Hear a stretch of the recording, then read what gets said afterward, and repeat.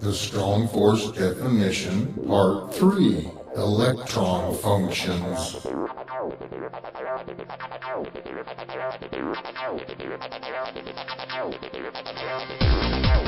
As I stated earlier, electrons are not particles. They are merely the static electric pulses being delivered to the proton through the neutrons from the universal static grid of dark matter. This act is the atomic strong force. The pulses are delivered through the neutrons to the proton around its spherical circumference, at sequential times, at sequential locations, and at the speed of light, which gives the illusion that something is actually orbiting the proton.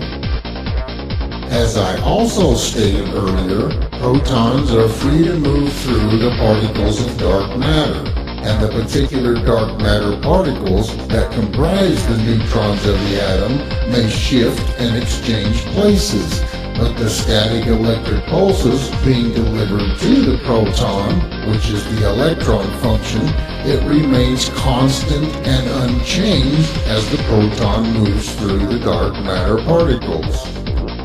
The dark matter basically funnels the static electric charge towards the proton, which is resistance in the dark matter itself. This funneling is done around the circumference of the proton at different places at different times, depending on when and where the proton needs the charge to hold itself together.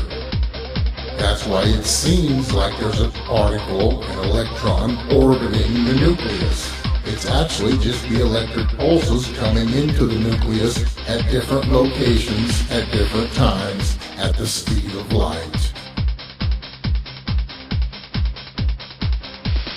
Multiple protons within one electron function shell will have many more electron functions happening in the same amount of time as does a nucleus with fewer protons.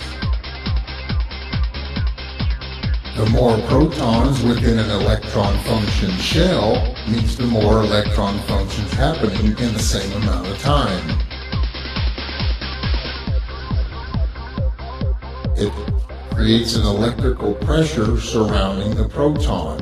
As you can see here, the electron function happens around the proton at sequential times, at sequential places, at the speed of light.